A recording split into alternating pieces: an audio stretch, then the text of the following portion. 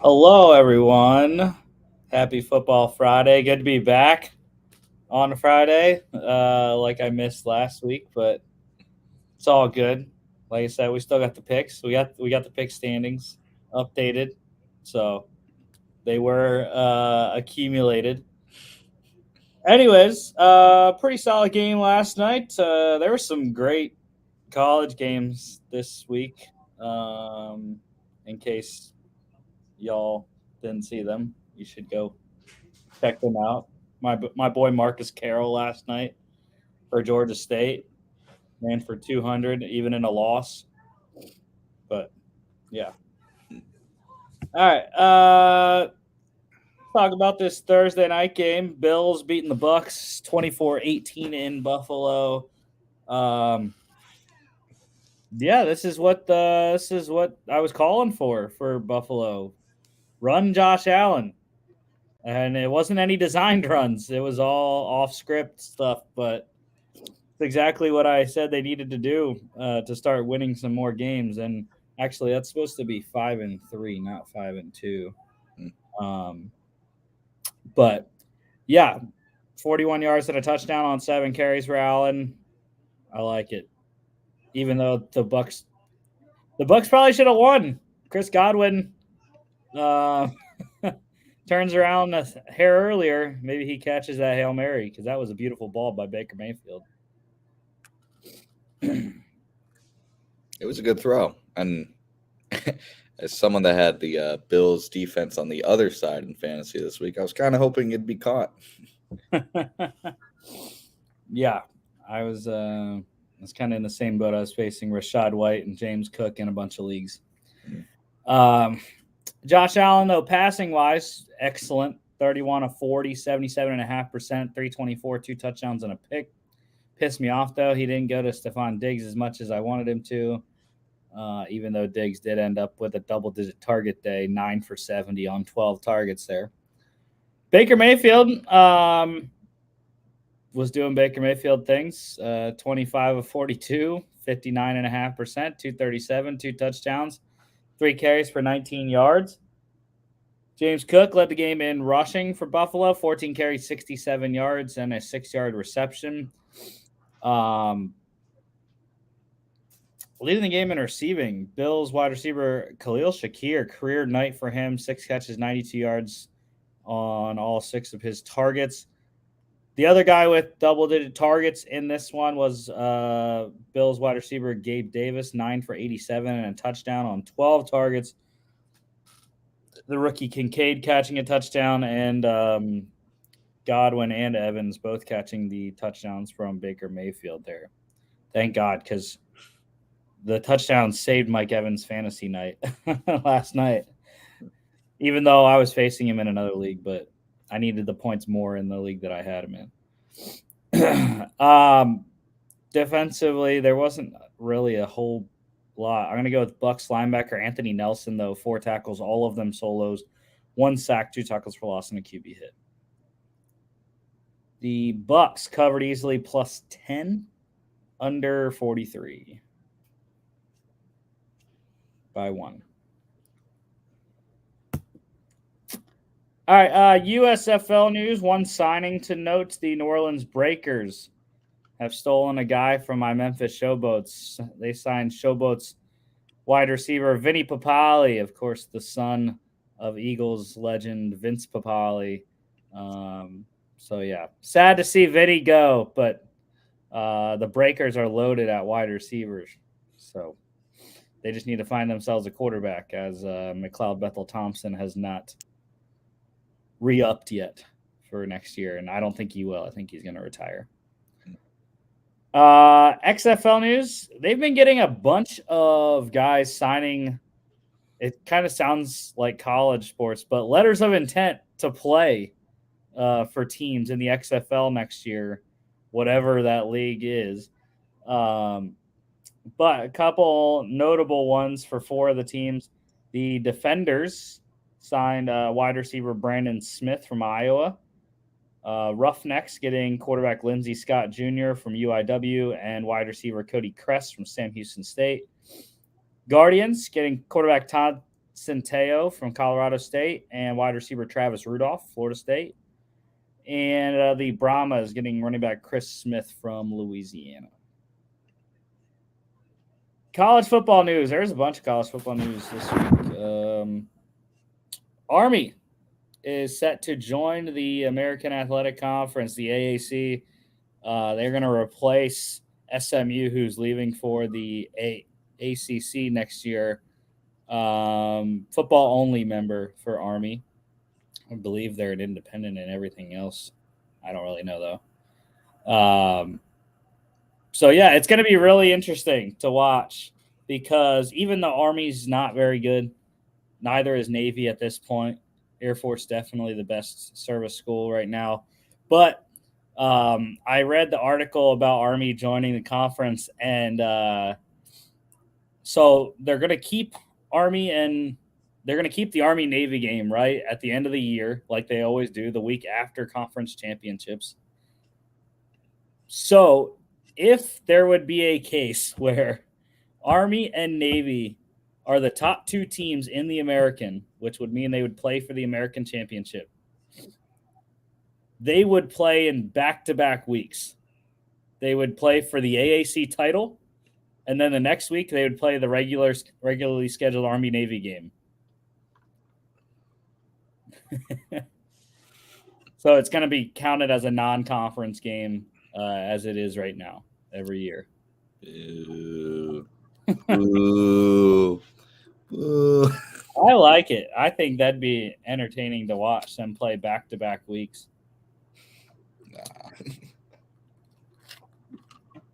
I don't really know who's going to be like the class of the American once the reshuffling happens next year. Have to do a recheck on conferences and just make sure I know who's where.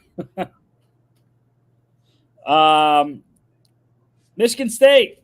We're not talking about Michigan. We're going back to the other Michigan school here. Michigan State. A hearing officer at the school has found former head coach Mel Tucker responsible for violating the school's sexual harassment policy. So that just solidifies the boom for cause firing. We don't have to pay you a cent. Yeah. What a piece of shit. And of course, his suit is still there. I believe. I have not heard otherwise that he has rescinded his suit against the school, but there you go. And then one thing that will make our guy Colin Schultz happy, Iowa quarterback Cade McNamara, I believe, was it torn the ACL? I can't remember what his injury was that ended his season, but regardless, he announced he will return to the Hawkeyes for 2024. So something to look forward to, Iowa fans. Man, he's going to improve that offense from 10 points a game to about 13. It's going to be fantastic. Really going to blow out the opponents now. Yeah.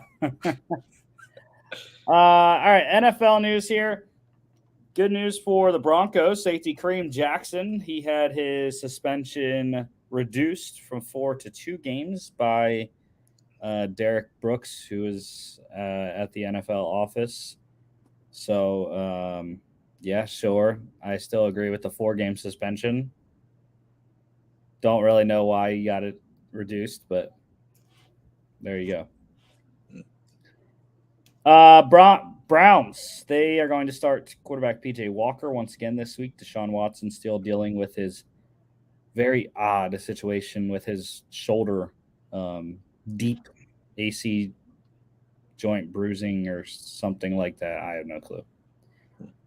The Jets running back Dalvin Cook, he's going to speak with GM Joe Douglas this week, today actually, I think, or he did yesterday, whatever. About a possible trade. Not happy with his role in New York. I don't know who would trade for him. He's been pretty bad in the carries that he has gotten. I believe he's either last or second to last in average, with however many minimum carries you have to have to get that. But yeah, I believe he's definitely at the bottom of the yards per carry chart there. So yeah, I mean, the weird thing with Dalvin Cook is like he still looked good last year. He ran for 1,000 with Minnesota, and just not. I feel like it's kind of like the Adrian Peterson thing though. When AP left Minnesota, is the same kind of thing that happened. Like he got relegated to a backup role, and then he just couldn't make the most of the touches that he was getting. I mean, he did well in Washington when he eventually got there.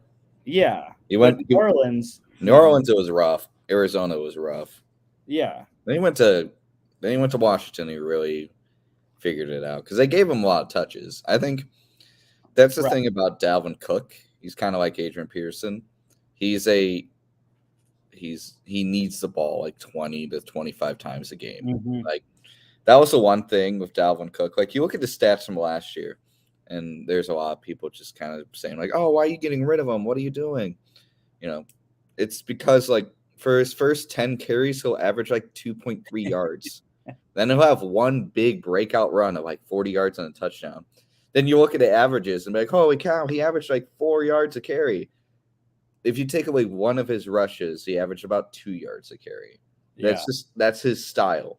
That was his style for the last 2 years. So like when Viking fans, not me, of course, because I'm smart, but like Viking fans, when they freaked out, it's like, oh my gosh, we have to go to Alexander Madison. It's like Dalvin Cook was not as good as his stats tell you. You look at all the peripherals, and he was very much carried by having the occasional big run that really padded his average stats and made him look a lot more productive than it actually was. Again, he gets stopped in the backfield for half the game, give like 3 or 4 yards the other half of the game, but have one big run that scored a touchdown, and people were like, "Oh, look at the averages." It's like he did nothing except for one play. Madison's working out very well. I mean, Cam Akers looks better. I know. I'm praying that Cam Akers gets the ball more. So I have He him. is. He's as if the 49ers game is any indication, he's definitely going to get the ball a lot more.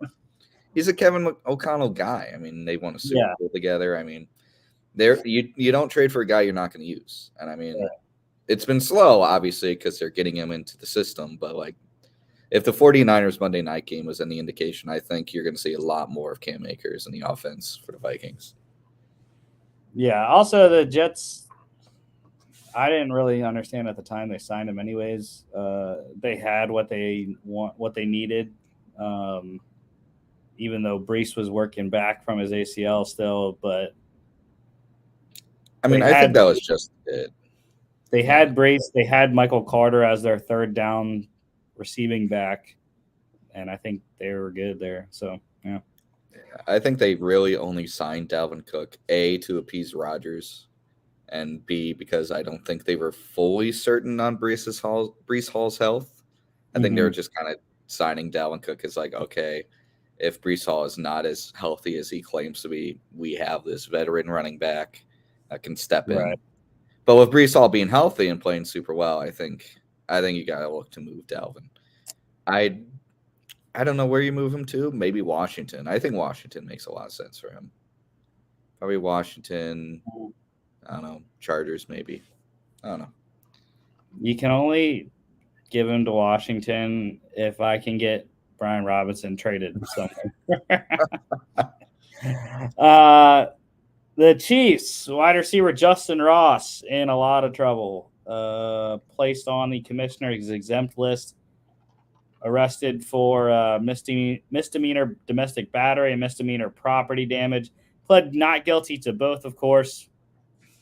But yeah, first time the commissioner's exempt list has been used since I think, did Kareem Hunt go on the commissioner's exempt? You know what? It's I'm looking at this thing called Handy Dandy Wikipedia. Last one I see is Ray Rice.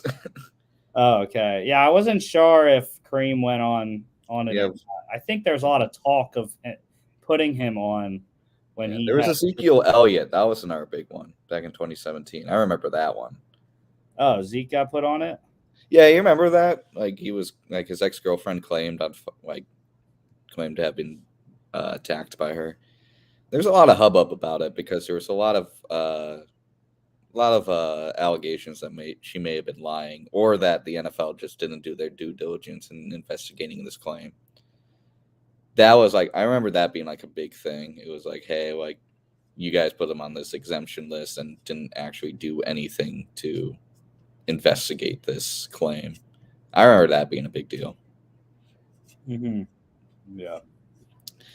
The last one I'm seeing, I think 2019, I have Marcus Pouncey from the Steelers. I remember him being taken out. And then there was Fontes Perfect, the cleanest player in NFL history. Yeah. Okay. Yeah. Yep. Bad luck for Mr. Ross. Yeah, I mean he's had a lot to work through with his neck, and then undrafted. Everyone thought he was going to be a beast with the Chiefs when they got him an undrafted free agency, and then he just never worked. IR wise, the Packers, 2 big injuries to their secondary, placing safety Darnell Savage with a calf injury and corner Eric Stokes on IR.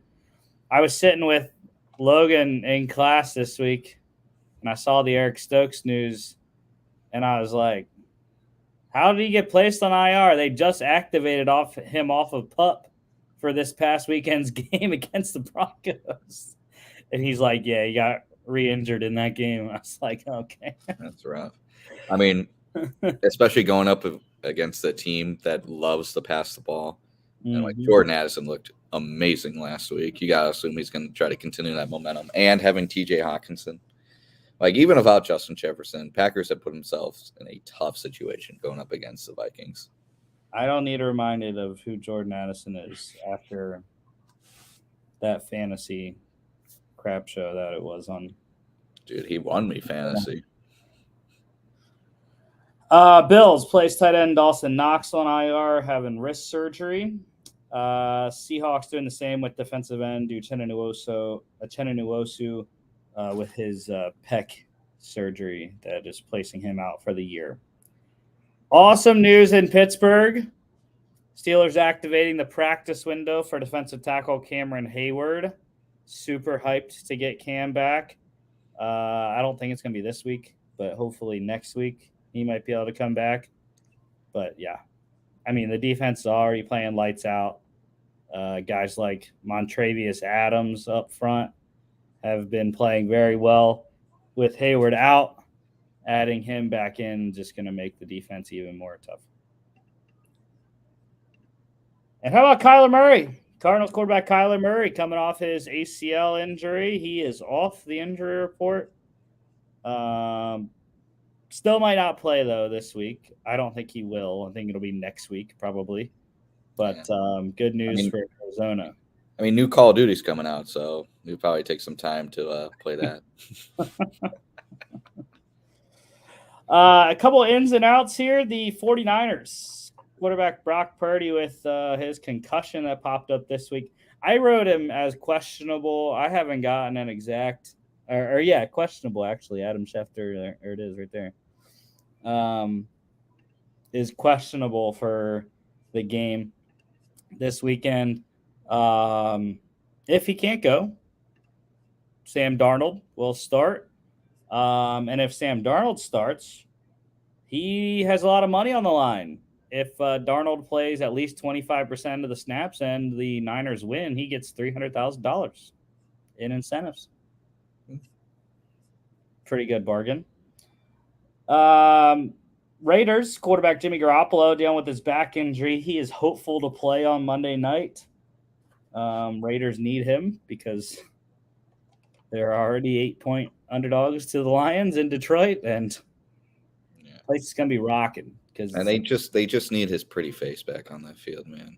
well, it's gonna be the first time Detroit's hosted Monday Night Football since 2018. So it's been a couple years.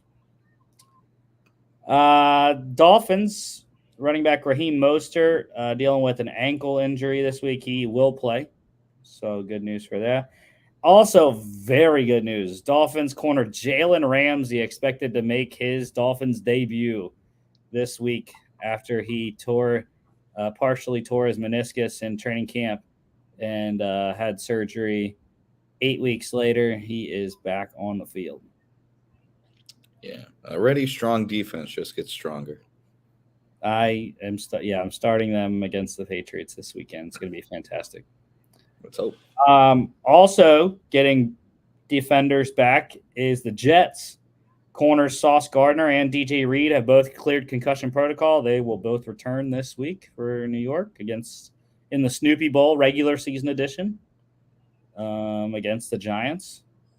And speaking of the Giants, quarterback Daniel Jones is out once again. Tyrod Taylor going to be the starter again, and it's unsure. Head coach Brian Daboll said pretty much he's non-committal on whether Daniel Jones will even play the rest of the season or not. So, Giants fans, you might be getting heavy dose of Tyrod the rest of the year. I'm just saying, Vikings played 4D chess in the playoffs by letting Daniel Jones win. Made him think he was worth all that money. Big brain move by the Minnesota Vikings. There you go. That's how I cope with losing. Browns running back Jerome Ford surprised the coaches yesterday with how well he was moving off his sprained ankle. So he is officially questionable this weekend. Please don't play Jerome. I need Kareem Hunt fantasy points, please. Same. I have Kareem starting. Titans quarterback Ryan Tannehill with his ankle injury. He is out. So like we mentioned on Tuesday, Will Levis expected to start, but Malik Willis also expected to play at some point during the game. Sure. And the final quarterback injury news, quarterback Justin Fields for the Bears with his thumb injury. He is out once again. Tyson Bagent to start in his place. What do you think the Bears Twitter is going to do if Tyson Bagent goes 2-0? Like, what happens? They're going to say what I've been telling Bears fans this whole year. And I keep telling Bears fans, you have a great opportunity in front of you. This is the plan for the Bears. You keep Tyson Bagent. He's on a dirt cheap deal as an undrafted rookie. Keep Bagent as your quarter. It's the Brock Purdy move, pretty much. Except Purdy was drafted like one pick higher, technically. You keep Bagent as your quarterback, right? You trade Justin Fields. Don't know if you're necessarily going to be able to get a first-round pick for Fields. You might. I don't know. It depends on what the market looks like. And then, with the Panthers pick right now, you're getting the number 1, so draft Marvin Harrison. Marvin Harrison with DJ Moore together would be fantastic. And then with the other pick that you're getting, your own pick, probably in the top 10 as well, at the very worst, you can probably get someone for the defense, like a JT Tuimoloau out of Ohio State, or you can get a corner like Kalen King out of Penn State. So, or that offensive lineman from Penn State. It's just an absolute beast. Well, I was thinking about offensive line when I've been talking to Bears fans, but they just drafted Darnell Wright this year in the first round to be the right tackle. I think they like Braxton Jones on a cheap contract at the left side right now. So, I mean, we'll see, but it seems like they like their tackles right now. Maybe. I don't know. I like that kid from Penn State. I think any team with a young quarterback would be smart to get him. One signing, just to clear things up, the Seahawks, they signed Broncos defensive end Frank Clark. We got the numbers on that one. 1 year, $1.165 million deal. That is the vet minimum for how many years he has accrued in the league. That's kind of surprising because I thought he was going to go to the Chiefs. I thought he was going to head back. I mean, Guess guess the Ox swooped in. he liked it in Seattle better. Good for him. Workout to mention, the Rams working out kickers after they released Brett Maher. They worked out former Packers kicker Mason Crosby. So entire 16-year career in Green Bay might finally be in for a uni switch there. That would be fun. And then one USFL to NFL signing, the Cardinals. They signed Stallions wide receiver Davion Davis to their practice squad. All right, you ready to make fun of ourselves? What are you talking about? I'm right. I'm always right. Show it. Here's Yeah. Logan's CFP bracket with their current records. So not bad. Not awful. It's really good. Other than the USC, which we all had, I believe. We all had USC somewhere in our top 6, I think. Yeah, I think I had him 4. So other than USC, I mean, you got 4 undefeateds and a Texas team that still has a chance at the Big 12 championship and could get in with a 1-loss as a 1-loss Big 12 champ, depending on what happens here going forward. So, yeah, Logan's looking pretty solid. Way to go, Logan. Next. Here's Listen, I'm just saying Alabama isn't completely done. It's bad, but they're not completely done. They're still leading the West, yeah.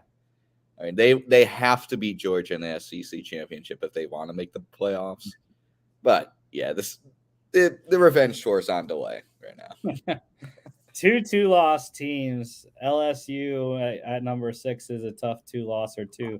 But the thing is, like, I could still see LSU being number 6. I wouldn't be surprised. No. As a 2-loss non-championship game appearance team. I still think, regardless, LSU is going to probably end up in a New Year's 6 bowl. Yeah, that probably makes a lot of sense. And I mean, Michigan's still a top team. I picked this under the assumption that they would end up losing to Ohio State later in the season, therefore bumping them out of the Big Ten championship, therefore bumping out of the playoffs. So I mean, that could still work. I mean, I don't think I'm going to get my 4, but I mean, I think Michigan could still possibly miss it if they end up losing. Yeah. Rooting hard for Penn State when they face them. And here is mine.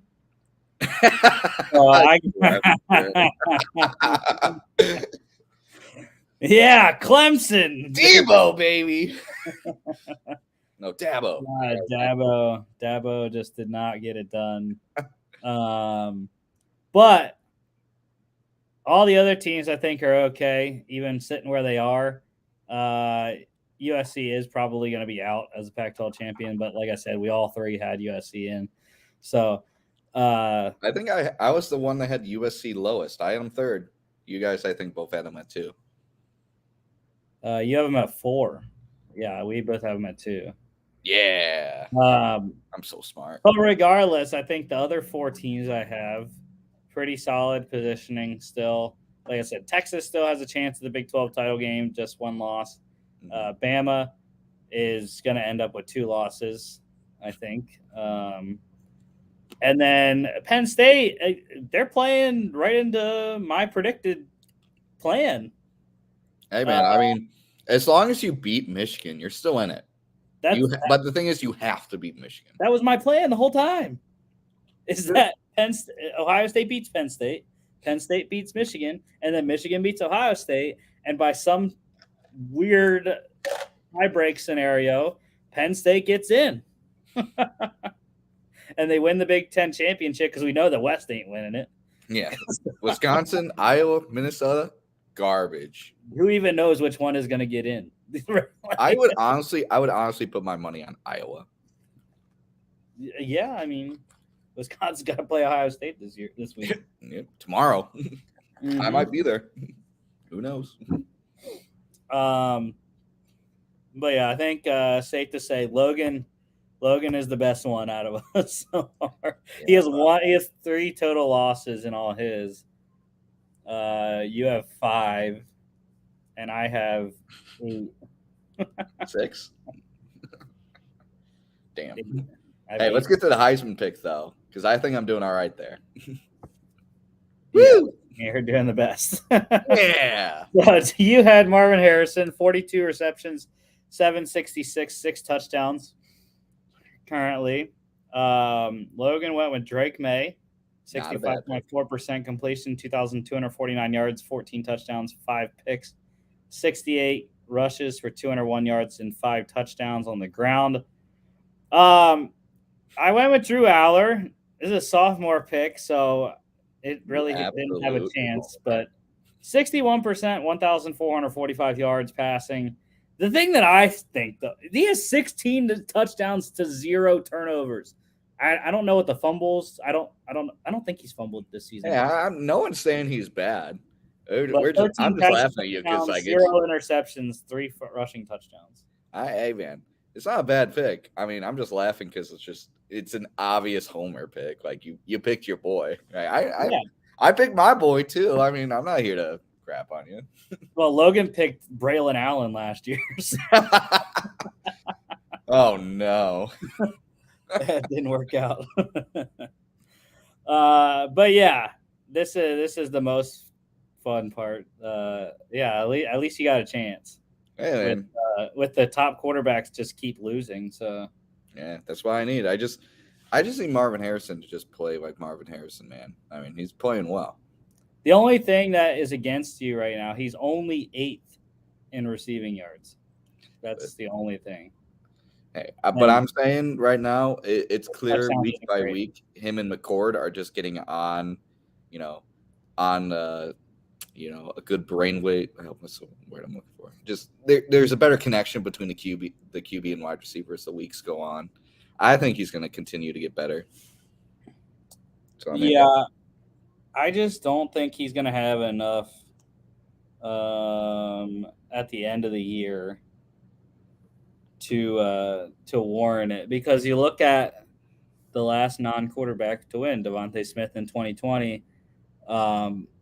98 receptions for 1,511 yards and 17 touchdowns. So that's tough. It's tough. But listen, if there's any wide receiver that can do it, I think Marvin Harrison Jr. is the guy.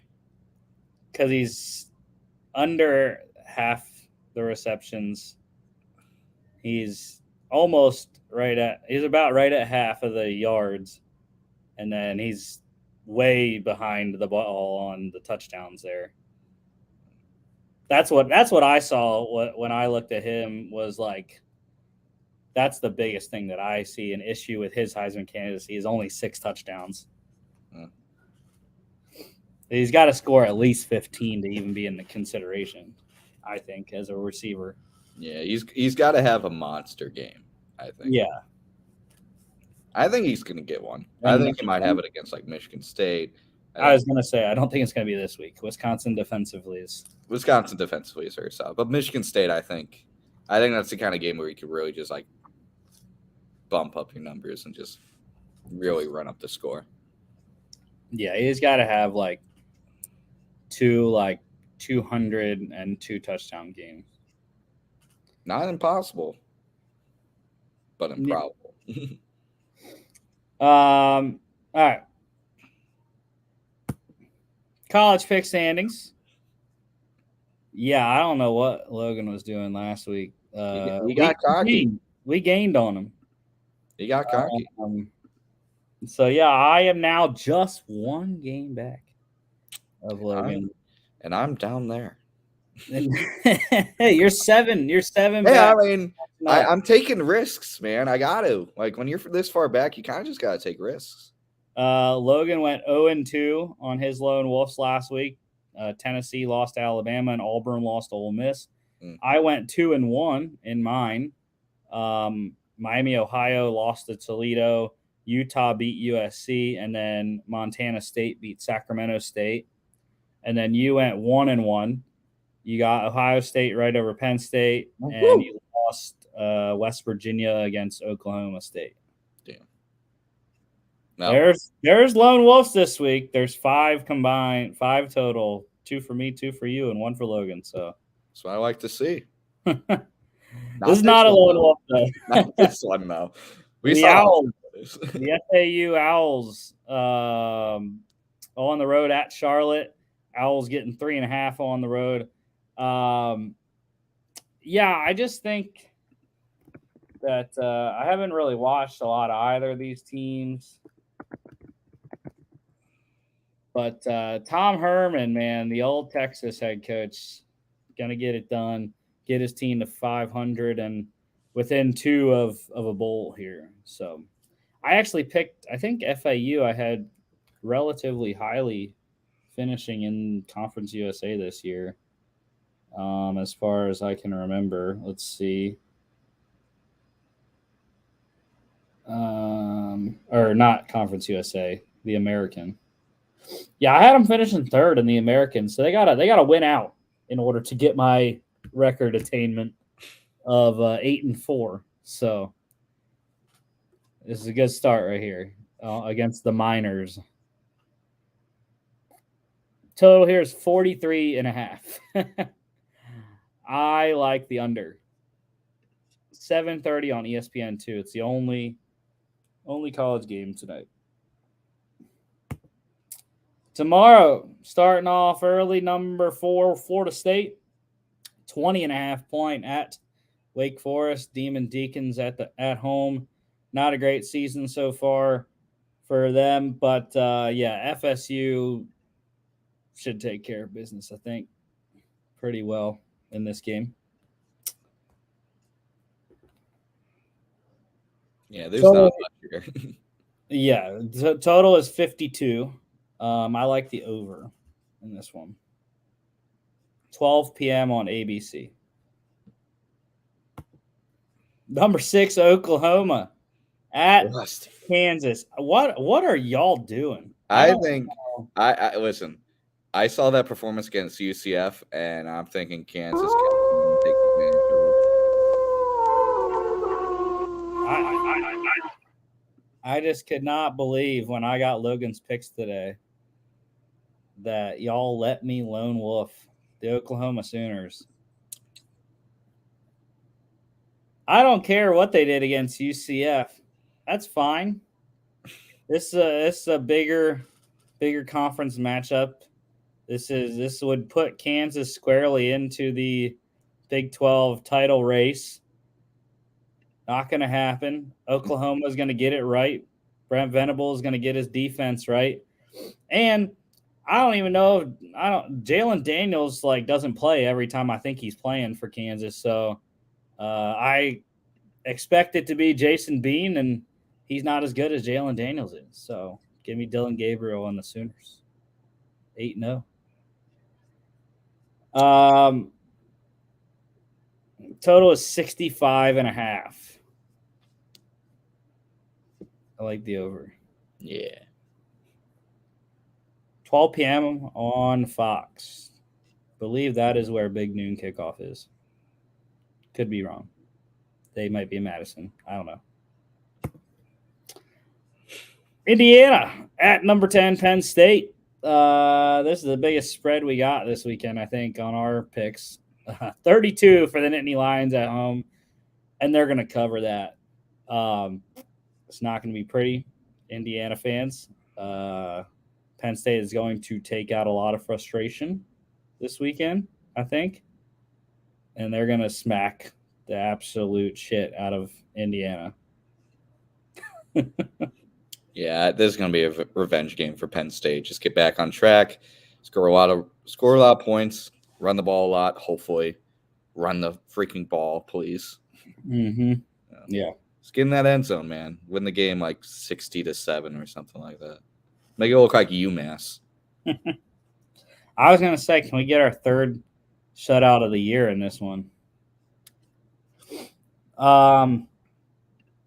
Total is 46. I'm hitting the over. Very easy over. 12 p.m. on CBS. World's largest outdoor cocktail party. I don't have a cocktail with me. All I got is my Propel. I just finished my rum and coke. So yeah. Am I allowed to drink on stream? I didn't know the rules. Yeah, why not? Hell yeah. Number 1, Georgia at Florida. And this one's in Jacksonville at TIAA Bank Field where the Jags play. But yeah, it's always a good time. Rivalry game.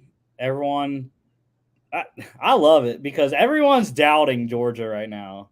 They're like, oh, they can't do it without Brock. They don't have any other receivers that can catch the ball. Look, we got 2 big time transfers in this year. Ra Thomas out of Mississippi State and Dominic Lovett out of Missouri. The backup tight ends we have aren't scrubs. Oscar Delp, I believe, was a 4-star. Lawson Lucky was a 5-star, I believe, at tight end. And we also got other guys as well. Arian Smith, CJ Smith,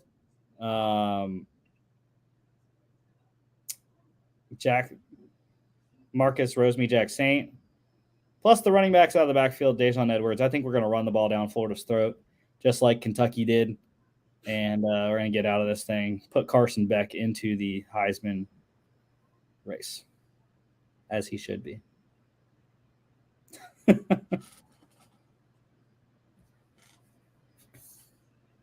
Total is 48.5. I'm leaning on the over. 3:30, SEC on CBS. BYU at number 7, Texas. This thing jumped. It was 17.5. It's up to 20 for the Horns here. And I was kind of surprised. I thought you or Logan would go off the rails and pick the Cougars. Listen, I love my Cougars, but I'm not that delusional. The thing is, no Quinn Ewers, right, for Texas. So it's going to be Malik Murphy at quarterback.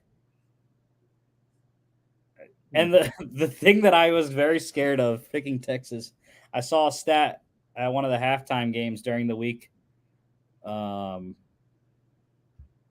midweek games here, and they said Texas is 1 and I believe 4 against BYU all time. Ugh. Their worst record against the team in their history, winning percentage wise. So I'm just saying, if this one wasn't in Austin, I would feel really scared about it. But because it's at home for Texas, I think they take care of it. I love BYU plus 20, though. BYU is not a scrub, y'all. They can play. So BYU plus 20 is definitely the play I like. But Texas to win. Total is 50. I like the under. Just not totally sure.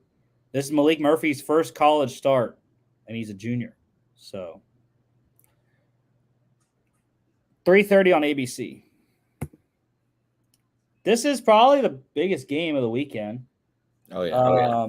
Number 8, Oregon at number 13, Utah. No one wanted to go with the Utes at home, I see. I thought someone would go with them. Not me, though, even though I've been a Utah person the whole season.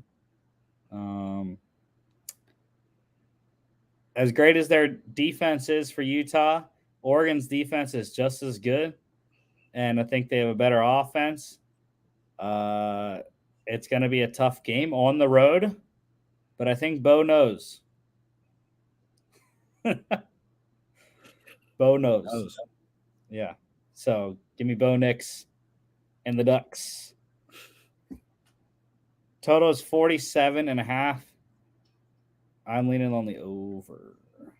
I don't know why. It just feels like an over game. 3:30 on Fox. I believe this is where game day is, because that's where the Pat McAfee show was today. Pitt at number 14, Notre Dame. If this one was in Pittsburgh, I would be more scared about it, but it's in South Bend, so Irish roll. I think Pitt had their good moment when they beat Louisville, but sorry, Pat Narduzzi. You're playing the Irish. Total is 45.5. I like the over. 3:30 on NBC. Probably the second biggest game of the weekend. The only other ranked matchup that there is this week. Number 20 Duke at number 18 Louisville, and Logan going with the Cardinals at home. I can see why. They're favored. Duke didn't look that great last week in the loss to Florida State. But I'm going with my guy, number 13, Riley Leonard.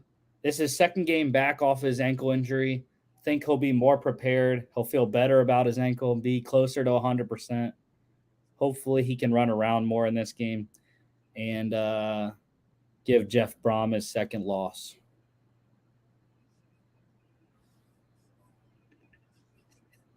I agree. Total's 46.5. I'm going with the under. I like the Duke defense in this game. 3:30 on ESPN.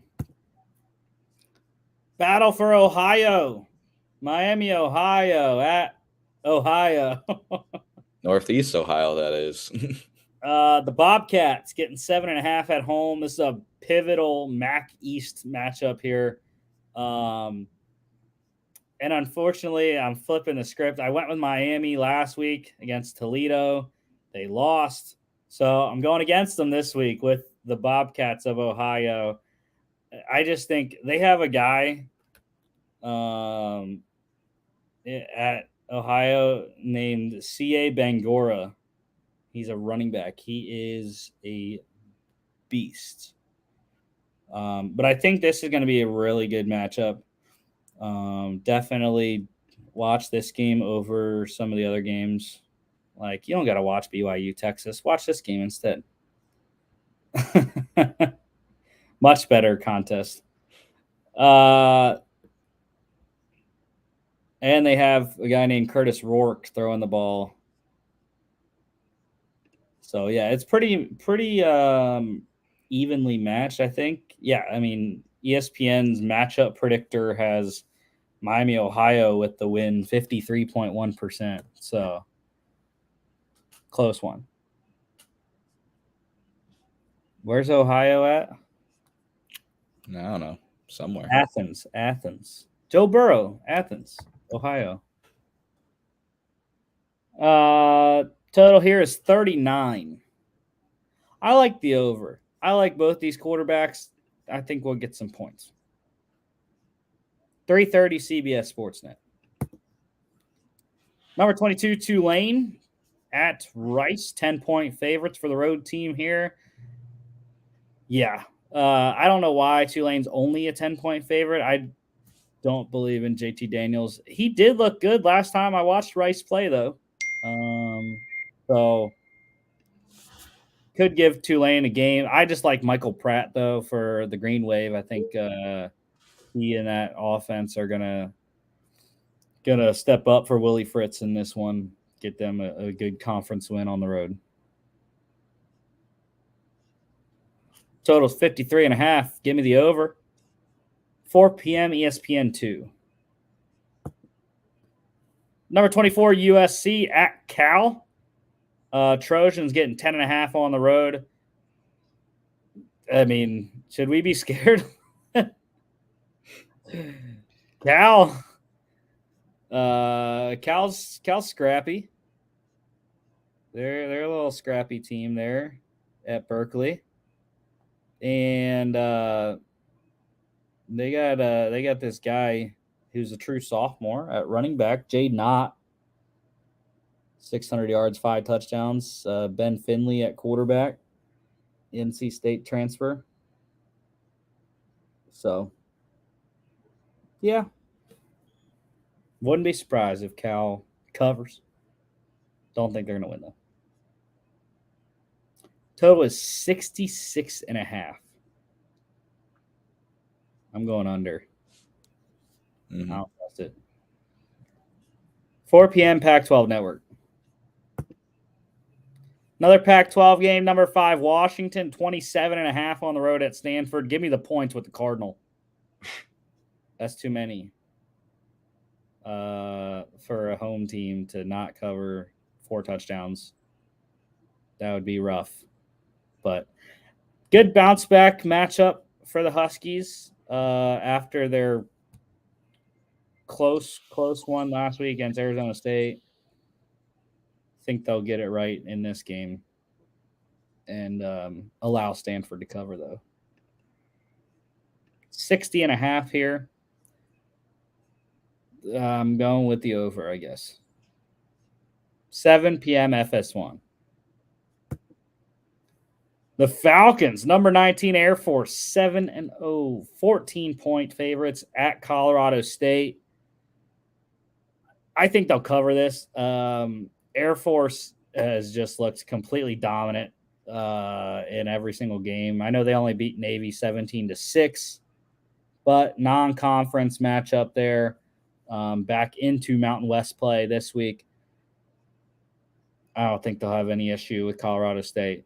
Even though Nicolosi has played well, the quarterback for the Rams there. Total's 46.5. I like the under. 7 p.m. CBS Sportsnet. Number 21, Tennessee at Kentucky. And you, sir. Had to pick my Bulls, man. I think they'll recover from last week. I believe. I just don't believe in Joe Milton. I don't believe that Tennessee can go into Lexington and win. And Kentucky has really rebounded from the loss to Georgia. And they're just riding Ray Davis right now. And that's the thing. That's what Florida did against Tennessee. They just ran the ball. So I think that's exactly what Kentucky's going to do, and that's how they're going to beat them at home. Logan's with me. Total is 51.5. I like the under. 7 p.m. on ESPN. Troy at Texas State.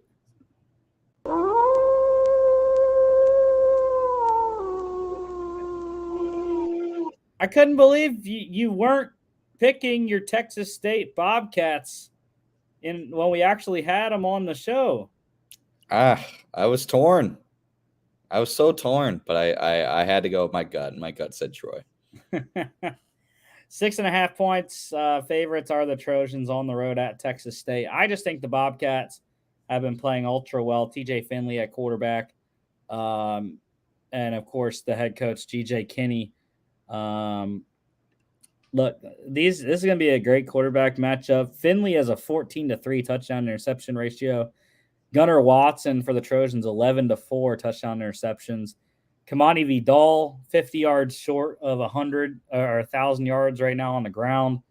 And Madi, the guy for Texas State on the ground, he has 8 rushing touchdowns on the year. So I think it's going to be pretty close, a lot closer than ESPN has it. They have 66.6% for Troy.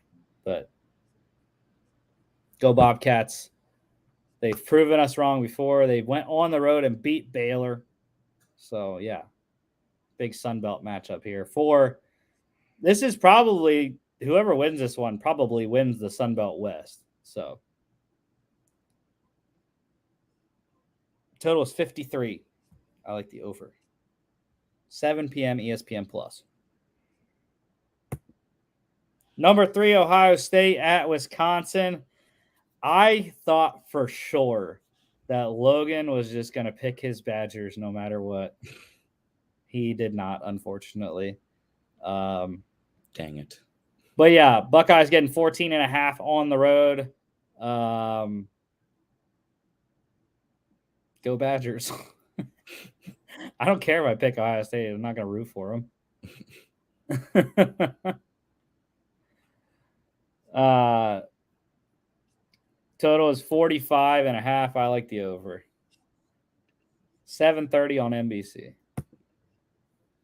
Vandy at number 12, Ole Miss. Not a lot to say in this one. Vandy's not good. 24.5 for the Rebels. I think Vandy's got a chance to cover that, though. That's a big spread in the SEC. So I'm going to lean Vandy plus 24.5. But I think Lane Kiffin ultimately, him and his offense gets it rolling there with Quinshon Judkins and co. on the ground. Total 63. I like the over. 7:30 SEC Network. Colorado. I thought this is another one I thought for sure you or Logan was going to pick Dion. Nah. At number 23, UCLA. Bruins getting 16.5 at home. That's a lot. And I think Colorado covers, but I think UCLA ultimately has the defense to stop Shedeur Sanders. And especially, I don't think Colorado is going to be able to hold up like they haven't been able to hold up all year against the UCLA pass rush. They've got a guy. You know this guy at UCLA, Laiatu Latu. Cameron Latu's brother, the former Alabama tight end, plays for the Niners, I believe, right now. Yeah. Laiatu Latu is a beast. He's going to be a first-round pick next year. Should wreak havoc on Shedeur Sanders all night. Total of 61. I'm rolling with the under. 7:30 ABC. ACC matchup number 17, North Carolina. 11.5-point favorites on the road in Atlanta at Georgia Tech. UNC coming off the massive loss, biggest loss of the season against Virginia. Another get-right game for them. Georgia Tech is a tough out, especially at home in Atlanta. But I think Drake May gets back on the horse and gets it right there in Georgia. 63.5 is the spread here. I'm leaning on the under. 8 p.m. ACC Network. Old Dominion at number 25, James Madison. Go Dukes. This is a royalty matchup. We have the Monarchs of Old Dominion against the James Madison Dukes. So it's the Monarchs versus the Dukes. I think Dukes are a part of the monarchy, so it doesn't really correlate in that regard. But anyways, JMU getting 21 here at home. They have a fantastic stadium. I pass it all the time on 80, 81, whatever it is. I don't remember the route number. But yeah, JMU has been absolutely killing everyone this year. Don't think they're going to do anything less in this matchup. They're still bowl ineligible and conference ineligible, by the way. Total here is 49. Leaning on the over. 8 p.m. ESPNU. Number 11, Oregon State at Arizona. Yeah, Logan went with them. Yeah. I mean, I'm not surprised because of how much I have touted Arizona. But I wasn't going to do it, not against Oregon State, even though Arizona is at home. It's only a 3-point spread.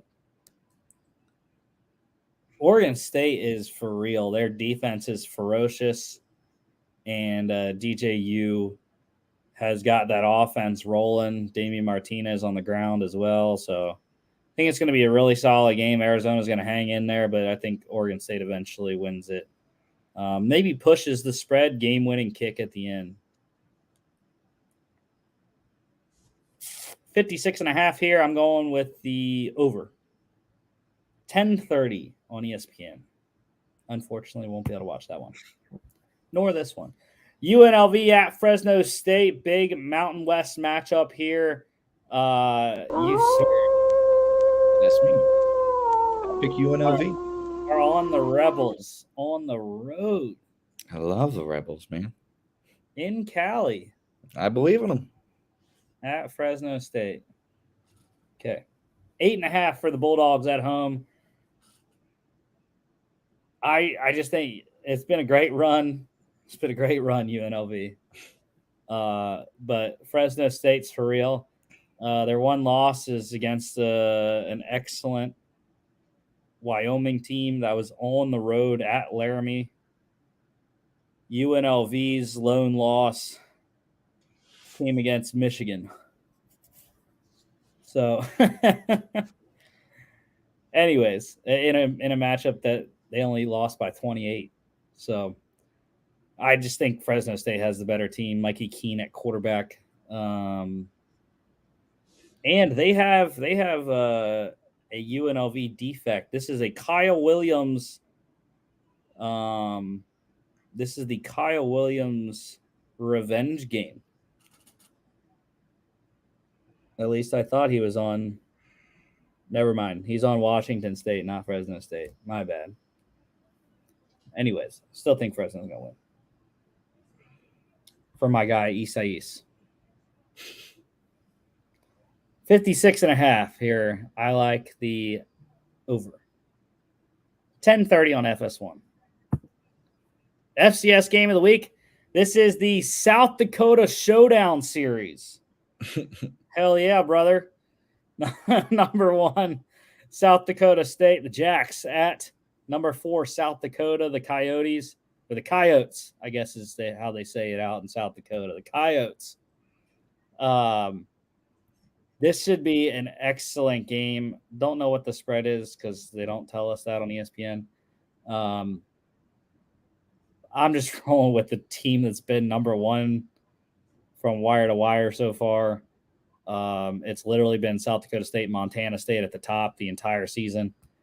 And South Dakota has surprised a lot of people, especially myself, rising up all the way from down in the 20s. I believe they actually started the season unranked. It's a big matchup in the Missouri Valley Football Conference. And I don't know where South Dakota actually is. City-wise. Vermilion, South Dakota. It's going to be rocking. And they're going to want to win this one, but they're not going to, as we see. That one's at 2 p.m. on ESPN+. NFL pick standings. It's look away, Jimmy. Look away because it ain't pretty, bud. My damn goodness. It. Why couldn't your Vikings help me out? I would have been the only one that would have been 500 last week. I don't know, man. It was absolutely atrocious, especially the early games. I went 0-5 in the first 5 games. Ouch, man. Ouch. But ultimately, I ended up going 2-1 on Lone Wolves. Logan didn't have any. I went 2-1 on Lone Wolves. I lost the Colts game by 1 friggin' point. And then I got the Broncos right to go over the Packers, the Eagles right over the Dolphins. You lost your only Lone Wolf. You lost the Bucks against the Falcons in a game winner by Young Ho.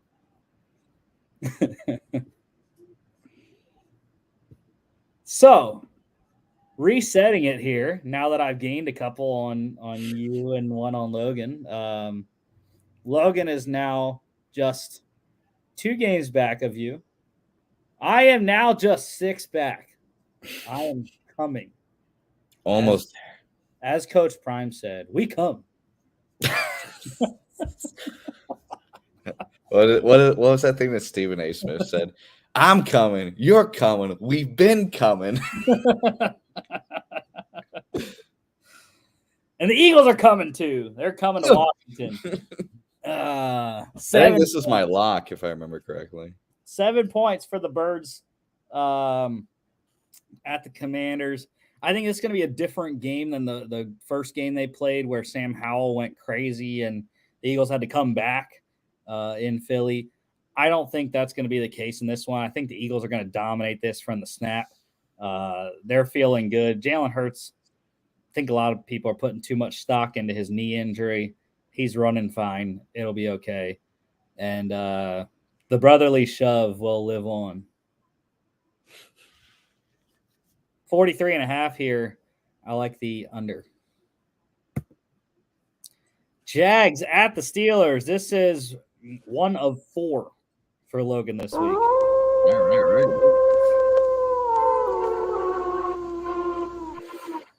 Yeah, I'm hoping my mentee is here for the early slate, so we can watch this game together and fight because he's a Jags fan. So this is close, but it's in Pittsburgh, and the Steelers are even tougher in Pittsburgh. They're playing super well. The offense is improving, and I think it's going to be a defensive battle, but I think the Steelers eke one out here. Game winner, Chris Boswell wins it 17-16.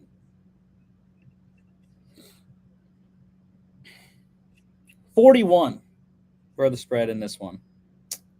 Under. Yeah, under. I had 35 or 33. Incorrect math. Texans at the Panthers. Yeah, I could see this. This is one I could see the Panthers winning. Number 1 versus number 2. I guess I should say number 1 versus number 2 and 3. But I wanted to pick Panthers in this one, but for me, it's like I can't pick the Panthers until they actually win a game. Yeah. It's going to be interesting see how the offense looks. New play caller, offensive coordinator Thomas Brown taking the reins from head coach Frank Reich. I think he saw signs of the offense improving before the bye when they played the Dolphins. We're up 14-0. So I think just watching that continual improvement will help. And I know a lot of people are thinking the Panthers are buyers at the trade deadline in the receiver market anyways. So see if anything happens there by Tuesday or not. But yeah, going with the Texans, both teams coming off a bye. I think CJ Stroud ekes one out here. 43.5. I'm liking the under. Something like 20-16 for the Texans. Patriots at the Dolphins. Miami getting 9.5 at home. I think this is going to be a bloodbath, to be honest. Dolphins are going to be pissed after losing to the Eagles last week. And Patriots suck in South Beach. So they are absolutely trash in Miami. So, yeah, give me the Dolphins. 47. Give me the over. Dolphins scoring 50 on Billy B there. They're like, we're not going to give you win 301, bud. Snoopy Bowl, regular season edition. Jets at the Giants, technically. Yeah, this also is going to be a very poor game, I think. Absolute snooze fest. I think Tyrod has made the offense for the G-men look a lot better than Daniel Jones has. But the Jets, like I mentioned, they just got back Sauce Gardner and DJ Reed, their top 2 corners. The Giants have no receivers. So, yeah, I think the Jets win. I think they cover this easily. 36.5 for this one. Under. 17-6, Jets win. Falcons at the Titans. No one wanted to go with Mr. Levis in his first career start. We're just all hoping that Bijan Robinson actually gets the effing ball this week. Falcons don't need him. They won without him. Falcons are first place despite themselves. It's unbelievable. Well, it's more implosion of the division. Honestly, yeah. It's not like they were playing, the cream of the crop. But yeah, I just think the Titans are literally analogous to like an aging stadium. Their own stadium. They're just like run down and like they're they have They're just Nissan Stadium, is what you're telling me. They play like their own stadium.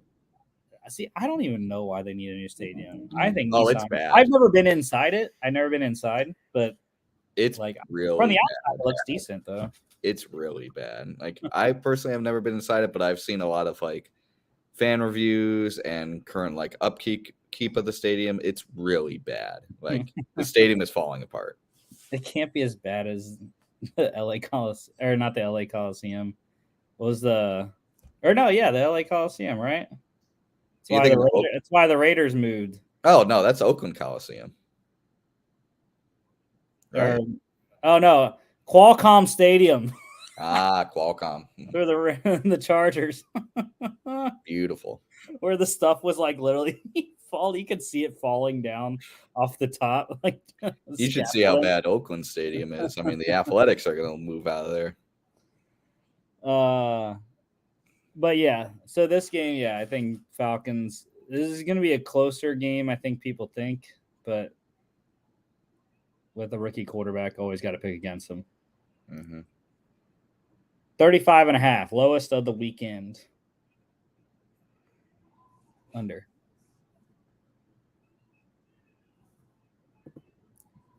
Rams at the Cowboys. Logan. He's got 4. Logan's wild. He's wild in this week. I only got 1. You got 1 as well. That's it. You and I were together on most of the picks, but yeah, I was thinking about the Rams. I actually like the Rams spread wise. When it was 6.5 plus 6.5, I think the Rams keep it close. I just don't think they're going to have enough. Cowboys coming off the bye week, rested. So, yeah, I'm just going to go with them. And I think Tony Pollard has a big game because the Eagles just ran all over the Rams with DeAndre Swift. So, I think that's a good setup for Pollard to have a big game. 45.5 here. I like the over. By the hook. 26-20 Cowboys win, and the 6.5 covers or the 6 pushes. Vikings at the Packers. This is crazy. This was crazy, right? We'll do the lone wolf here.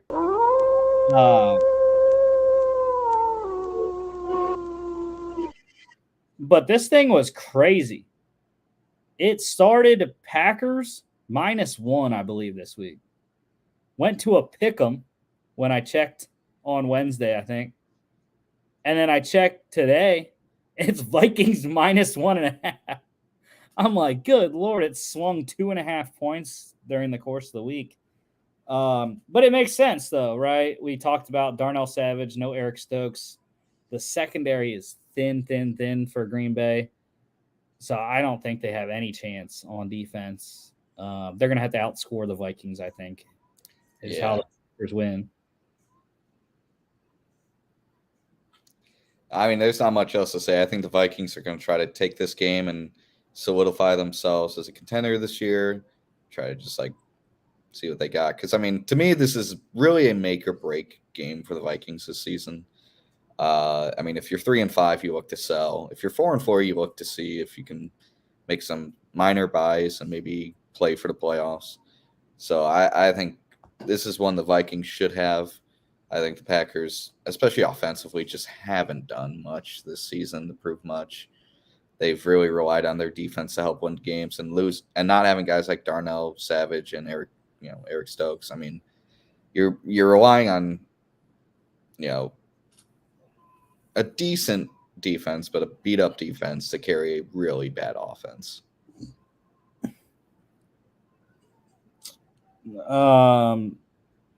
Total is 42. I'm leaning on the over.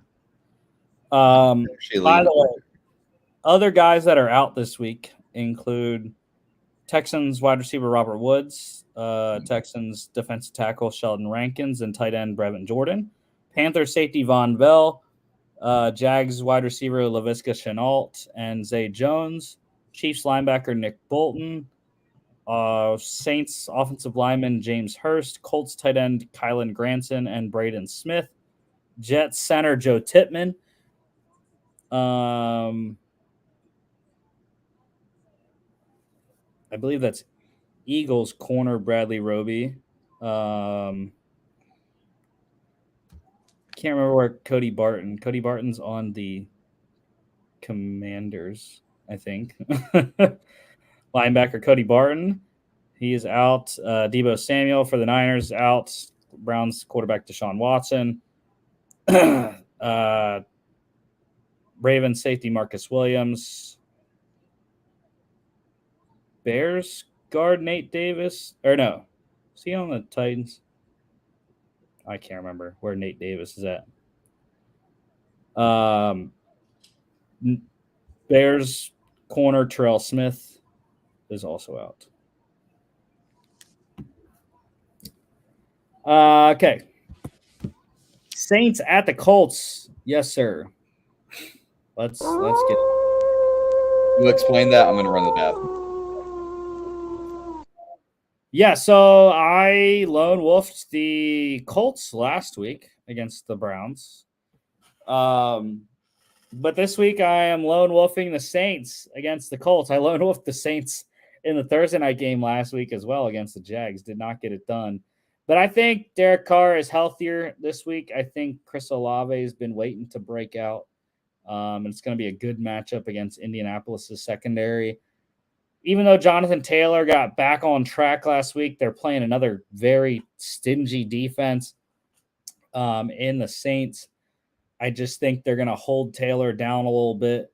And I'm not very confident that Gardner Minshew is going to be able to throw all over the Saints D like he was against the Browns. So that's why I'm going with the Saints. I've been high on them all year pretty much. And I'm just gonna keep rolling with it on New Orleans here. The total for this game is 43.5. I am going with the under because of what I said, Saints defense. 1-405 game this week. Browns at the Seahawks. I'm sorry, Caroline. I had to pick the Seahawks. For the Browns. She just look. I think I'm sleeping on the couch tonight. Did she just flick you off? No, but she did it with her eyes. So defend your Seahawks, lone wolf, sir. You usually are all on the Browns. I like the Browns, but I think the Seahawks are going to take this one. I think 3 straight weeks of PJ Walker is just going to eventually catch up to the Browns. Last week, they really got lucky, like really lucky. And I don't see how they could possibly face 3 teams in a row having one of the worst offensive games of this season. I mean, I still think this is close. I think they might even cover. But I don't see them just kind of stealing 3 games in a row. I think eventually starting PJ Walker is going to catch up to them. I think the Seahawks are going to game plan for PJ Walker. I think they're just going to get enough points against the Browns defense to pull this off. And I think they're going to limit the mistakes that the Colts made last week. And I don't think there's going to be a lot of ref ball this week. So that's why I went Seahawks. Yeah, I think I'm just leaning on the Browns defense right now to get them through with PJ. this game I feel like is going to turn out the way that the Seahawks Bengals game did, where Seattle just got mauled by the Bengals D line, Trey Hendrickson, Sam Hubbard, and those guys. Myles Garrett, Zadarius Smith, I think are going to tee off once again on the young tackles the Saints or the Seahawks have here, and they're just going to limit the Geno Smith factor, and it's going to help Seattle though. The DK's back this week, so that's going to help them in the passing game. But and also getting penalties for being an absolute idiot and just attacking the other team. I don't think Kenneth Walker is going to have a great day on the ground, even though Jonathan Taylor did last week. I just think they're going to limit him and make Geno beat them against the pretty decent secondary that they have. Mm-hmm. Total's 38. That's a close one. I think I'm going to go with the under, though. 425 slate. Here we got 2. Ravens at the Cardinals. This wasn't too hard to pick. I mean, after that performance against the Lions, it's just they should just play the way they want to play against the Cardinals. It's going to be like all the Cardinals games this entire year. Cardinals are going to play well in the first half, keep it within the score, maybe even have a lead at one point, maybe even have the lead at halftime. And then second half's going to come and Cardinals are going to fall apart. It still makes me laugh that their one win is against the Cowboys this year. It gets sneaky in the desert, and it will get even more interesting. I'm just praying. I am really strongly praying for the bettors to push this thing to -10, because once they do, then you get to the rule of always bet double-digit home dogs. And it works out because I would even at 9.5. I would still probably bet the Cardinals. I mean, because even being 1-6, they've never looked uncompetitive. They really play decent games. They just don't win, which is probably just the best way to describe this team. Like I would say the Bengals game was really the only one that they really got like. Yeah, really the only one. I mean, as a bottom feeding team, if you like are not fun to play against, you're probably better than your record. Like I would say the Cardinals are probably this is probably a blasphemous thing. I think the Cardinals are a better team than like the Bears. Mm-hmm. I think they're a better team than probably the Patriots. I will go as far as to say that. I think they're better than the Panthers. I think they're better than the Patriots. I think they're probably better than the Titans. I think they're better. They got more heart at least. Yeah, I mean they got a fire in their gut. They probably took the bus to the game. Total is 44.5, and I'm leaning on the under in this game by a little bit, like 23-20.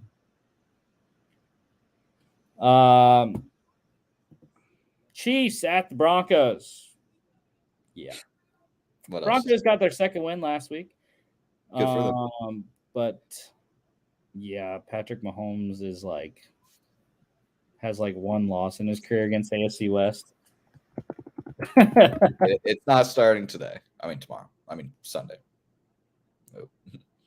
Yeah, so Patrick Mahomes against the AFC West. Why does this not show me? Why does this show only 2 games? That's this season. How do I find his total? He is 28-3. Oh, don't tell your fellow Falcons fan. What? 29-3 it says. Oh, 29-3 because he added another one. Yeah. So 29-3 against AFC West. He has 65.5% completion, 9,120 yards. He averages 285 a game, 71 touchdowns, 18 interceptions.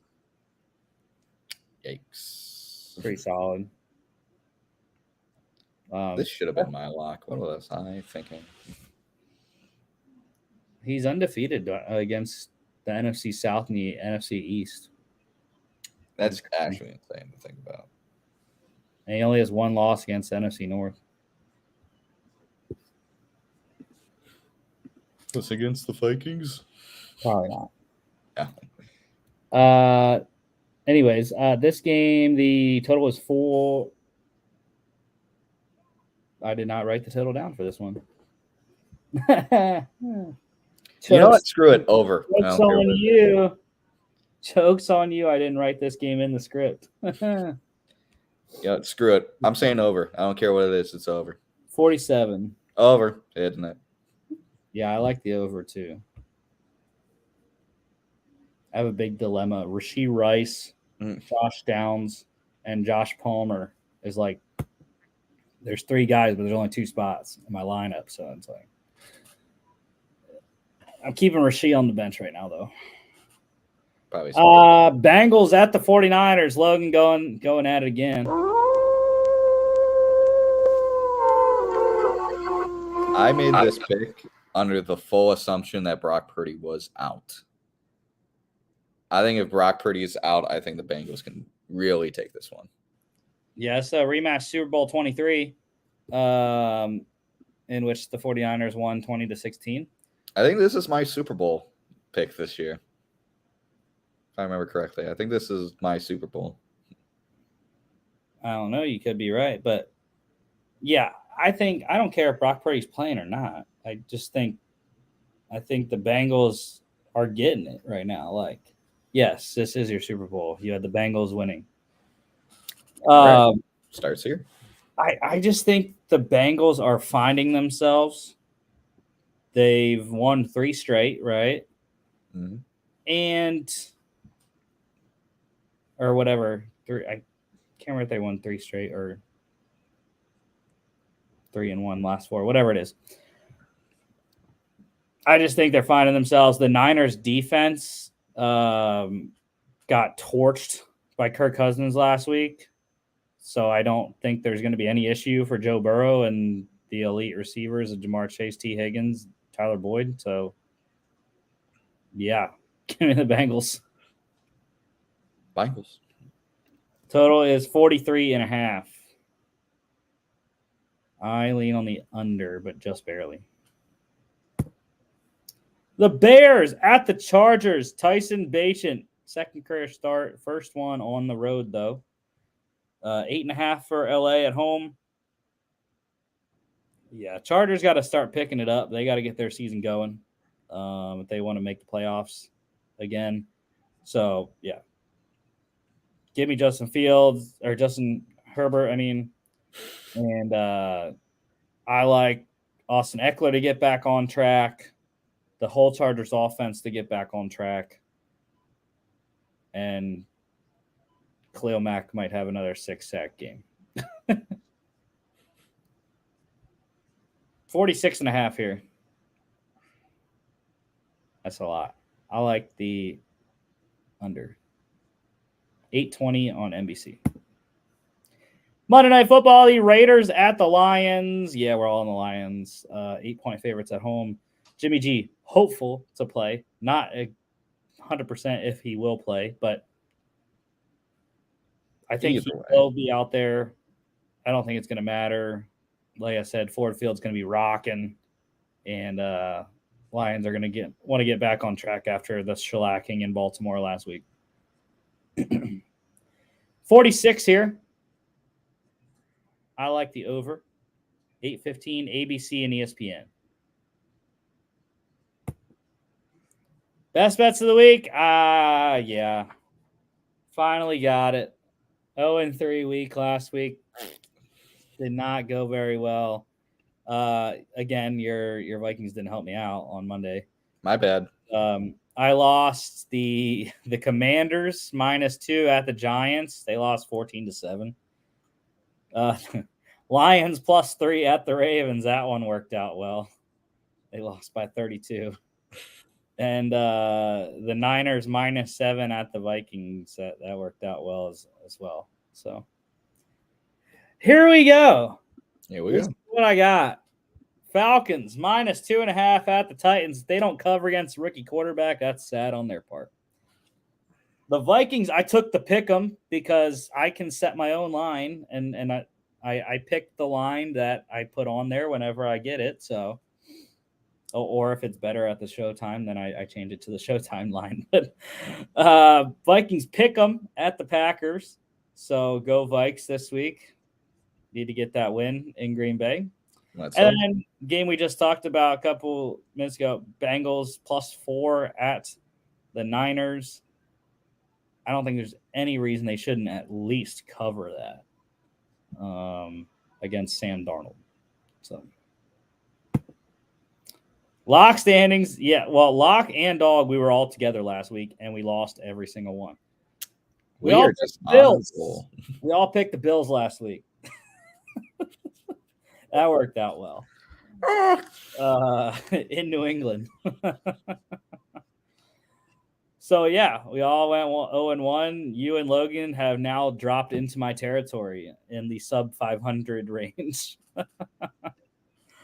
3-4 for y'all, 2-5 for me. Here we go. Logan and I are together. We're locking it up. You got to get the NFL Network Doom in there every once in a while. I used to do that a lot more often, but anyways, yeah, like the Lions on Monday night. Think they should have no problems against the Raiders. Throw it all over the field, Jared Goff. You are going with my. I don't like that your lock and dog are two of my teams. I'm just here to help. So yeah, you're going with the Eagles over the Commanders in Washington.